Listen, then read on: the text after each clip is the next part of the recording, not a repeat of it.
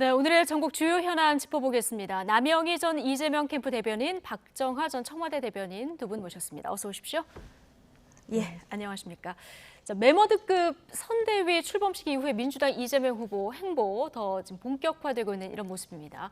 전국민 재난지원금, 개발이익 환수제, 가상자산 투자 보호, 연일 이런 정책 이슈를 띄우고 있는데요. 오늘의 첫 번째 키워드 먼저 보고 오시죠. 네, 야심찬 정책 승부수, 그런데 엇박자, 자 이렇게 뽑아봤습니다. 네, 자 이재명 후보 선대위 출범식 이후에 특히 이제 부동산 개혁 입법 지원을 당에 요청을 하고 있는 상황인데요. 당 지도부도 이에 좀 힘을 실어주는 이런 모습입니다. 듣고 오시겠습니다. 정기국회 내 초과이익 환수 법안을 반드시 통과시킬 것입니다. 오늘 우리 당 의원들이 모여 정책 의총을 열어 이 자리에서 초과이익 환수 법안 등 도시개발법, 주택법, 개발이익 환수법 등에 대해서 당의 총의를 모아 본격적으로 논의를 착수할 예정입니다. 국민 여러분께서는 꼭 지켜봐 주시기 바랍니다. 반드시 제대로 해내겠습니다. 네, 민주당 2시부터 정책 의총을 열고 있는데 이재명 대선 후보가 선대위 출범식부터 뭐 개발이익 환수제 강화라든가 부동산 대개혁해야 된다 이런 정책을 해야 된다는 얘기 강조하고 있지 않습니까? 오늘 지도부 얘기 들어보면은 일단 이재명 표 부동산 개혁 입법 좀 속도가 날 것 같은데요. 어떻게 보십니까? 일단 당의 후보로 선정됐고 또 지금 대장동 사태로 인해서 많은 국민들이 토지 개발, 부동산 개발 사업에 있어서의 부당한 이익들에 대한 분노가 굉장히 하늘을 찌르듯이 하지 않고 있습니까? 그런 점에서 개발 이익 환수라는 강도 높은 제도 개혁을 통해서 이 국민들의 민심을 잠재우고 부동산 문제의 해법을 제시하는 저희가 보기에는 굉장히 절호의 기회가 왔다라고 생각합니다. 그 점에서 당이 이재명 후보와 한 목소리를 내고 있는데요. 중요한 것은 이 개발 이익 환수가 어느 정도까지 가능할 것인가에 대한 부분은 분명히 갑론을박이 있을 것으로 생각합니다. 상식선에서 얘기하면 개발 이익이라는 것이 어떤 토지나 택지를 개발한 다음에 생기는 자연스러운 이득분을 말하는데 그 부분에서 자연 발생적으로 생긴 것은 그냥 이익이라고 두고 공공의 개발 이익이라고 한다고 하면 그 사이에 뭐 용도 변경을 한다거나 하면서 생기는 그 인허가권을 두고 발생이 되는 그런 이익금을 말할 것이라고 생각이 되거든요. 이 부분에 있어서 공공의 이익을 환수하는 부분이 그동안 도시개발법에 있어서 면제 조항이나 빈 구석이 굉장히 많았다라고 생각을 합니다. 그것을 지금 제도적 장치를 마련해서 바꾸겠다는 것인데요.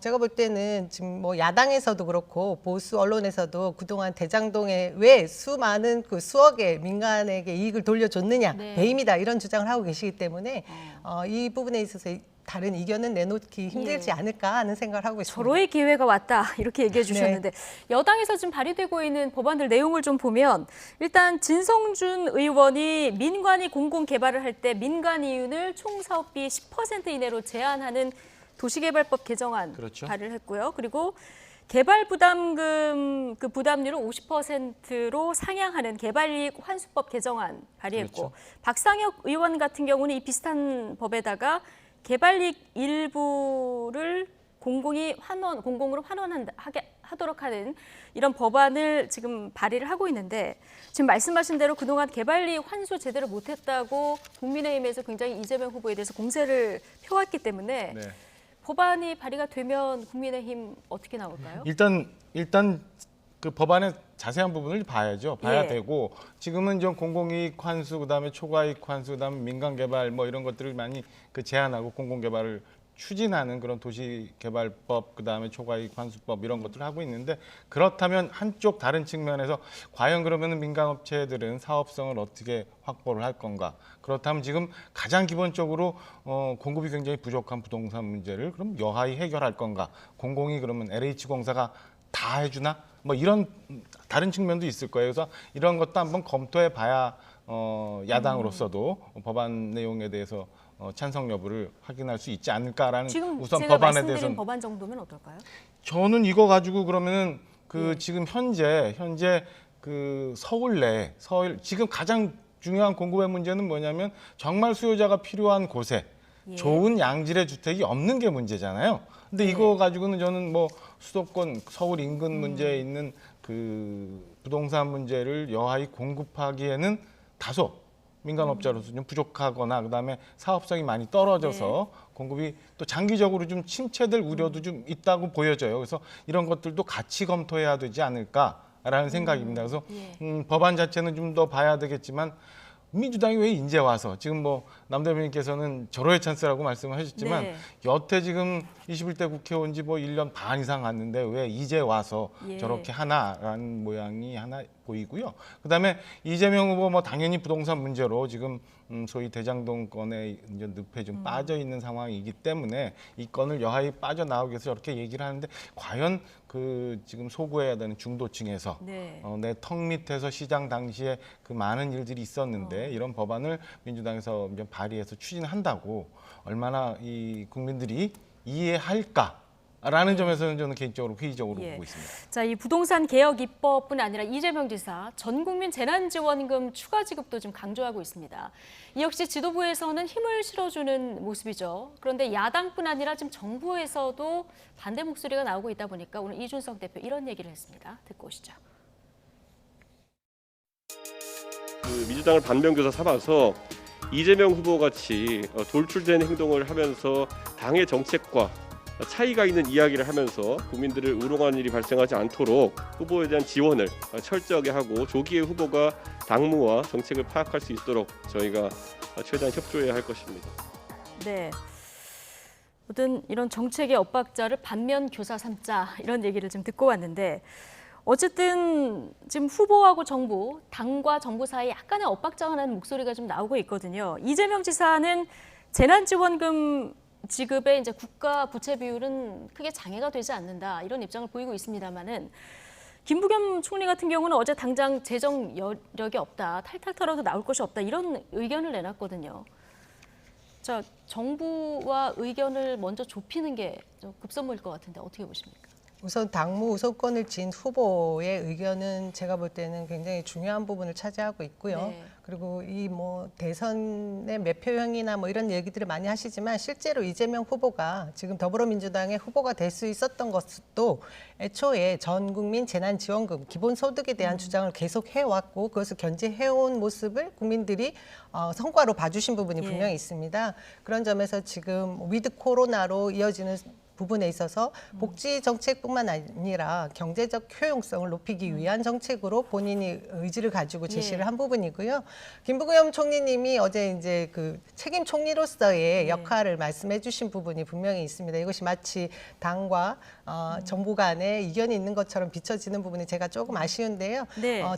김 총리님의 의중을 자세히 들여다보면 이제 뭐 올해 예산은 다 마감이 됐고 더 쓸 가용돈이 없으니 지금 국회에서 내년도 예산을 잡고 있지 않느냐. 이것은 분명히 예산 심의는 국회가 하는 일이니 국회에서 잘 의논하라 이런 말씀인 걸로 들렸거든요. 근데 지금 민주당에서는 대선 전 지급도 가능하다 이런 얘기가 나와서요. 예, 그것은 이제 예. 추가 세수에 관한 부분입니다. 그 부분에 대해서 국간을 지키시는 분들과 그리고 지금 그 예산을 잡을 수 있는 부분에 있어서 생각의 차이는 조금씩 있는 것 같은데요. 저는 이것이 굉장히 바람직한 모습으로 비춰질 것이라고 생각하는 것이 대한민국의 그 정부를 지탱하고 또 재정 건전성을 바라보고 있는 국간지기의 자세와 그리고 국민을 바라보고 그 위기를 극복할 수 있는 국민의 주머니를 바라보고 있는 두 시각의 약간의 차이는 있지만 이 모든 주안점은 결국은 국민을 위하는 부분에 있거든요. 이것들이 국민들께서 높이 평가해 주실 것으로 보고 무조건적 아까 뭐 이준석 대표가 당청에 뭐 그 제대로 된 파악되지 않은 뭐 지금 현안들에 대한 모습 뭐 이런 것들은 제가 볼 때 충분히 나올 수 있는 비판적인 발언인데요. 저는 야당에서 이런 부분에서 오히려 더 선제적으로 더 많은 재난지원금을 지급해라. 이 위기를 극복하자 이런 말씀을 해주시면 국민들한테 더 높은 지지를 받지 않을까 하는 생각이 들거든요. 당이 더 선제적으로 계속해서 나서야 발목을 된다. 잡고 계시는 모습이 예. 결코 뭐 제가 볼 때 지지를 받지 못할 것 같습니다. 예, 사실 재난지원금 포함해서 이재명표 뭐 기본 시리즈 정책, 자, 이 지지세가 모여서 사실 대선 후보까지 왔다 해도 과언이 아닐 것 같은데 이재명은 합니다. 이게 또 슬로건 아니겠습니까? 자, 그런데 이재명 지사는 좀 추가 세수가 많기 때문에 이걸 활용해서 전 국민한테 30에서 50만 원 정도 주자 이런 입장인데 지난번에 대통령 시정연설을 들어보면은 그 초과된 세수가 있으면 이걸 부채를 갚겠다 이런 얘기를 그렇죠. 대통령이 이렇게 말씀하셨죠. 지금 현재 아마 예상되는 추가 세수가 한 10조 정도 예. 되는 것 같아요. 그래서 지금 국민 1인당 뭐 35만 원 정도 선 얘기를 하고 있는 것 같은데 일단은 지금 이재명 후보가 후보로 확정되고 난 다음에 논쟁적인 얘기들을 좀 많이 합니다. 뭐 음식점 총량제, 주사일제, 우리 지금 얘기하고 있는 재난지원금 등등인데 의도가 좀 별도로 있지 않나 싶은 생각이 들 정도로 사실은 던져놓긴 했지만 구체화된 얘기는 아직 안 하고 계세요. 그러니까 재난지원금도 지금 금년 내 지급인지 아니면 내년 가서 지급인지 뭐 이런 것도 그다음에 액수도 분명치 않은 상황이에요. 근데 사실은 걱정스러운 부분은 뭐냐면 심상정 후보가 말했던 것처럼 사실은 지금 어려운 상황에서 필요한 거는 손실보상을 두텁게 해주는 거거든요. 그러니까 국민 1인당 가령 연간 100만 원이라고 하면 월 8만 원 수준인데 8만 원 가지고 얼마나 개인적으로는 도움이 될까? 뭐 이런 생각을 가지고 있어요. 정말 어렵고 힘든 부분들 일어나실 수 있도록 손실보상을 충실히 해주는 게 오히려 맞다고 보여집니다. 어제 일부 조간들 보면은 금년도 물가가 지금 현재 물가 상승률이 3%를 넘어가고 일부 주택담보대출 금리가 지금 5%를 넘어가고 있다고 그래요. 그다음 지금 뭐 주식시장, 부동산 시장 굉장히 막 높은 굉장히 치솟고 있는 이유는 시중에 일단은 자금이 많이 풀어져 있는 상황이거든요. 네. 그리고 미국에서는 지금 연준에서 금리 또 만지작거리고 있는 상황. 자, 이런 상황에서 또다시 재난지원금을 이렇게 살포를 한다. 네. 물론 곡간에 대한 걱정도 있지만 그다음에 올 인플레이션이나 아니면 경제 전반에 거시경제에 미치는 영향을 과연 고민을 해보고 저런 말씀을 하신 건지 저는 조금 걱정스러운 측면에서 쳐다보고 있습니다. 단순히 그냥 이게 뭐 퍼퓰리즘이다 아니면 뭐 선거를 앞두고 매표냐 뭐 이런 논란 이전에 과연 우리 경제가 저런 상황을 이대로 방치하면 견딜 수 있을까 이런 점들을 저는 국민들이 이미 한번 재난지원금에 대한 효과를 봤기 때문에 네. 저는 개개인들이 국민들이 판단하고 계시지 않을까라고 생각합니다. 예. 저 약간 반론을 하고 싶은데요. 우리 대변인께서 솔직히 재난지원금이 전 국민 지역 화폐 등으로 뿌려졌을 때 일어나는 효과들에 대해서 모르시고 하시는 말씀은 아닌 것 같고요. 저는 OECD 대사가 했던 말을 좀 주안점을 두고 이렇게 바라봐 주셨으면 하는 요구를 하고 싶습니다. 대한민국 경제 지표는 정말 경이롭다. 아주 그냥 표현을 꿈의 수치라고 말씀을 네. 하셨거든요. 그 정도로 지금 세계 경제에서 차지하는 대한민국의 그 수출력 그리고 경제 지표 전체가 굉장히 양호한 상태인데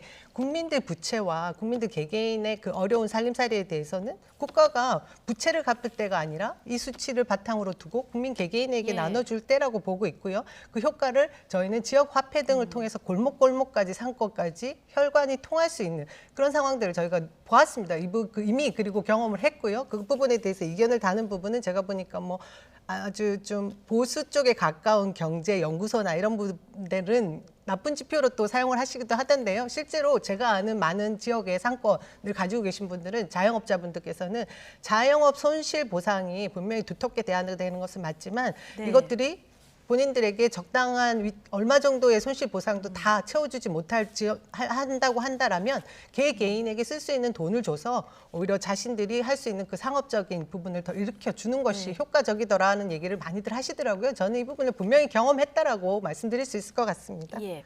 그냥 간단하게 두 가지만 말씀드리면 작년에 저희가 재난지원금 1차 지급했었잖아요. 그게 중립적인 국가예산처에서 효과가 30%가 안 된다고 분석 결과를 내놨어요. 두 번째는 뭐냐면 OECD 말씀하시지만 우리는 그쪽하고는 상황이 틀려요.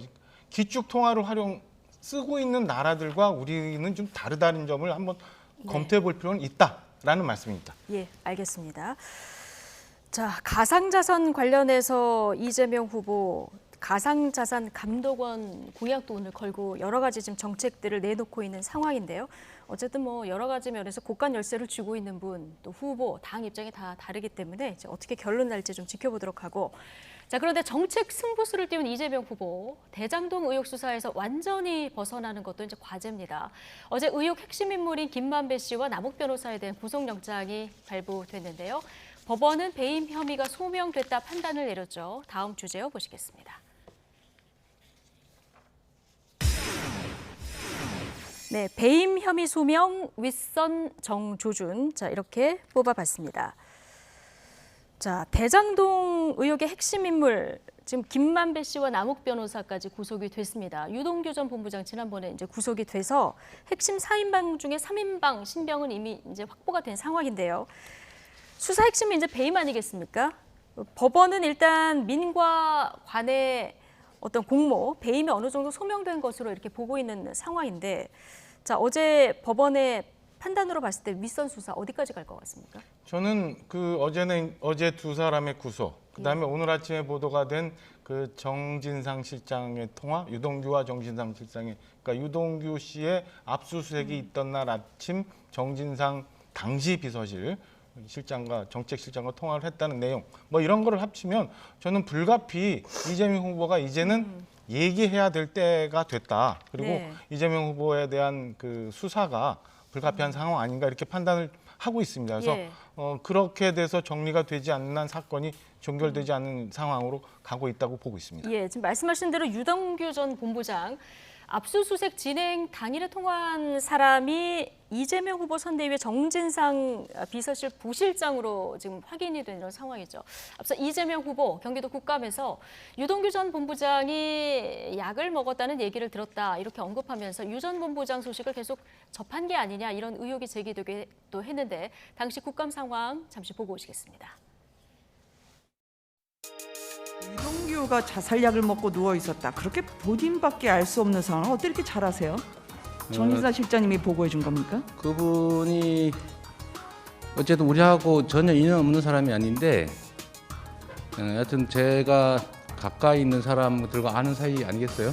누가 그렇게 보고를 해주셨어요? 잘 기억이 안 납니다. 기억이 안 나세요. 그거 얼마 안 되지도 않았는데. 그러면 그 유동규 실장하고는 지사님 폰이 아닌 다른 폰으로도 통화를 하신 적은 없습니까? 네, 없습니다. 그러면 다른 분들이 유동규 실장의 소식을 전해주는 건 어떤 경로입니까? 문자나 아니면은 전화라도 보고를 하나요? 그래도 한때 같이 일하던 사람이니까 네. 관심이 없을 수는 없을 테고 하여튼 그때 알겠습니다. 신문에 네. 뭐 누워서 이상한 행동을 하더라 뭐 이런 얘기들 때문에 그랬는지 아니 뭐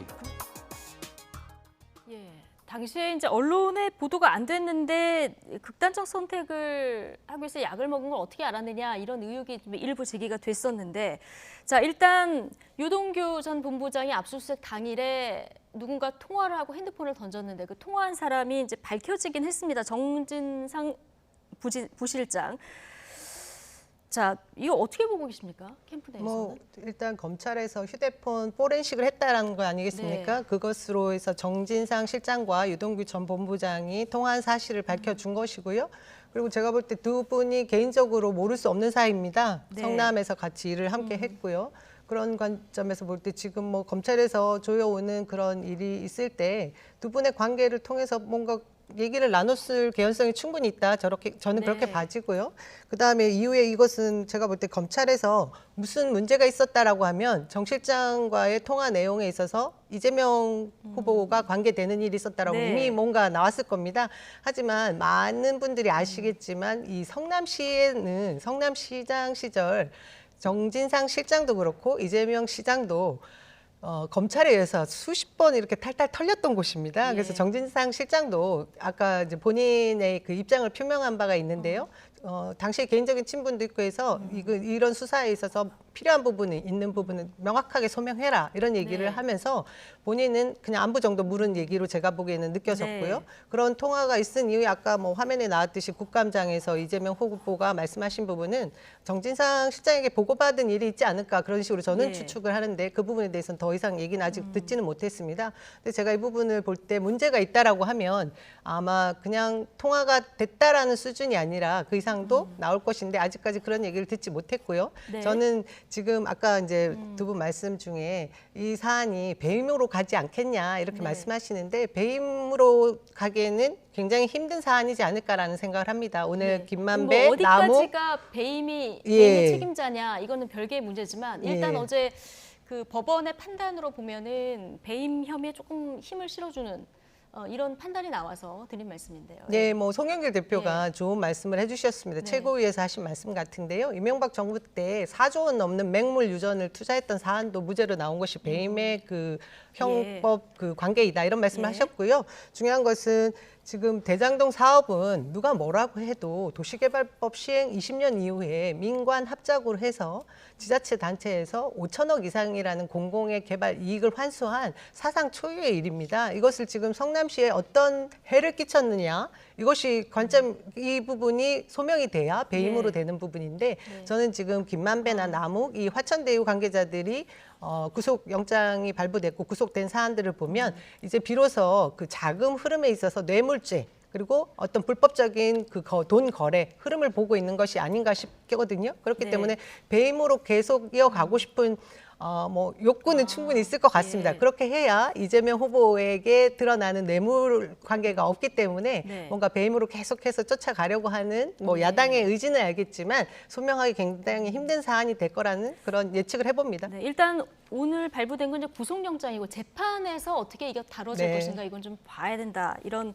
취지로 들리는데 어쨌든 지금 검찰 수사가 한 발 나아간 데 보이긴 합니다만 윗선까지 연결, 특히 이재명 지사와 연결 단서를 찾기는 좀 어려울 것이다 이런 분석도 나오는데요. 어떻게 저는 이 보십니까? 건에 대해서는 법적인 문제와 정치적 문제를 분리해서 봐야 된다고 예. 생각해요. 그러니까 이재명 후보가 무슨 배임에 가느냐 안 가느냐 이런 논쟁 이전에 이 엄청난 사안에 대해서 진상이 어떻게 되는지에 대해서 확인을 예. 하고 이에 대해서 국민들이 정치적 판단을 할 수 있는 근거를 줘야 된다고 생각을 하거든요. 네. 그래서 이런 점에서 저는 그동안 유동규 씨 하면은 뭐 충분히 여러 정황상 충분히 이재명 후보랑 가까울 수 있다라고 얘기하는데 이재명 후보께서는 계속 많은 직원 중에 하나다. 작년 가을 이후 연락이 되지 않았다 이렇게 얘기를 쭉 해오셨어요. 뭐 인터뷰나 아니면 국감에서도 그렇게 말씀하셨는데 오늘 아침 정진상 실장과의 통화 내용을 보면 그렇지 않을 수도 있다라는 개연성이 좀 나오고 있거든요. 그리고 일부 보도에 의하면 정민영 변호사 같은 경우는 직접 시장실에 가서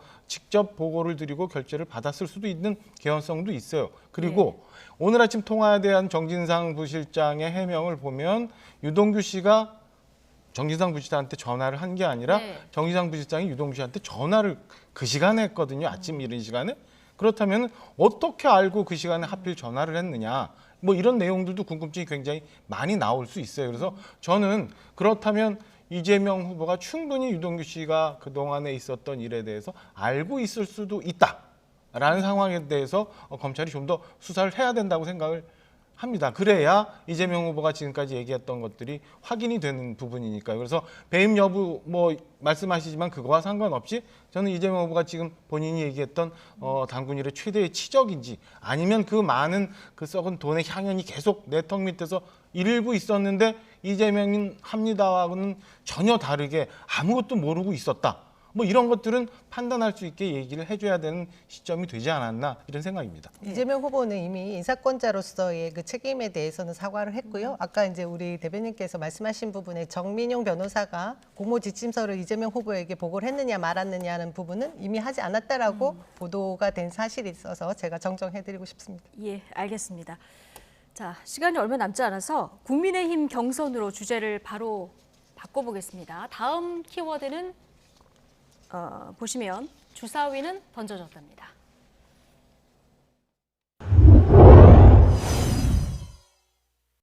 네, 이미 뭐 월요일부터 주사위는 던져진 거죠. 그렇죠. 예, 이제 결과가 뭐 오늘 안에 나올 것 같다 이렇게 얘기가 나오고 있는데.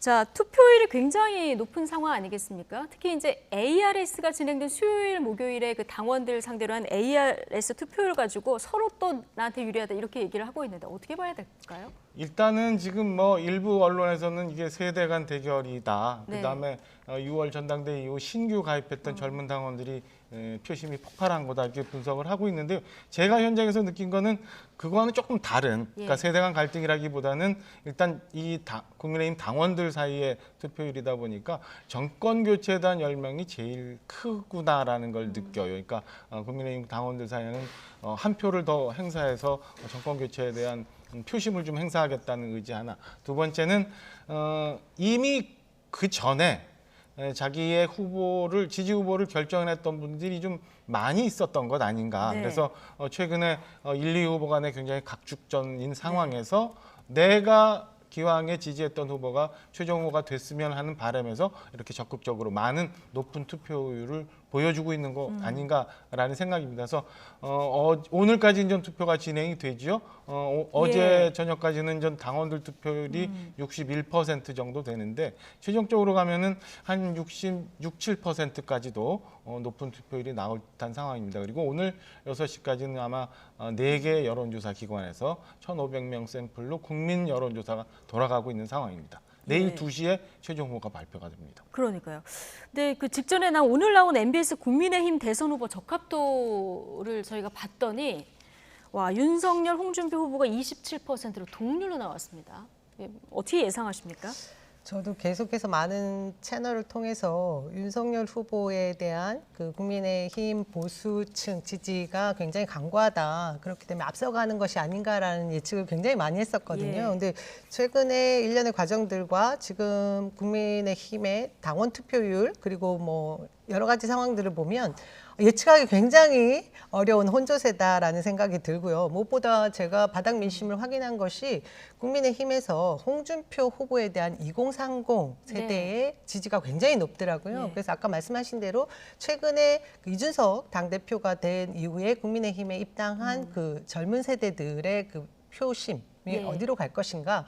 저는 그 부분에 있어서 홍준표 후보가 당원의 힘도 당원의 표도 팽팽하게 지금 맞서고 있는 상황이 아닌가 싶고요. 민심에 있어서는 지금 윤석열 후보가 계속해서 1인 1망언 등 뭐 그리고 토론에서도 보여준 여러 가지 부족한 면, 정치적 미숙한 면 등을 통해서 평가받을 부분이 분명히 있기 때문에 지금 저는 최종 결론을 저도 궁금하긴 한데요. 예측하기 굉장히 어려운 상황이고 제가 볼 때는 홍준표 후보가 좋은 상황을 맞고 있고 추세가 상승하고 있는 흐름은 분명하다. 그런 느낌을 받고 있습니다. 박정화 대변인께 마지막 질문 드리겠습니다. 자, 일반 여론조사는 지금 사지선다로 질문을 하지 않습니까? 근데 선택을 못하면 재질문을 진행합니다. 이때는 비호감도가 선택을 가를 것이다 이런 분석이 나오고 있는데 동의하십니까? 저는 일부 영향을 줄 수 있다고 봅니다. 그러니까 이번 일반 여론조사에서는 특이하게 이제 소위 말하는 압박 질문을 해요. 처음 질문에서 없다 내지는 모른다에 대한 응답자들에게 다시 그래도 누구를 지지하느냐를 물어보게 돼 있거든요. 그래서 여기서는 말씀 주신 것처럼 비호감도가 그래도 낮은 후보가 좀 유리하지는 않을까라는 일반적인 생각, 뭐 저도 개인적으로 그렇습니다. 근데 재밌는 거 보면 지금 저희가 좀 전에 봤던 여론조사, 같은 여론조사 기관에서 오늘 같이 나온 비호감도를 보면 홍준표 후보는 51% 비호감도, 윤석열 후보 56%, 유승민 후보 56%, 원희룡 후보 57%거든요.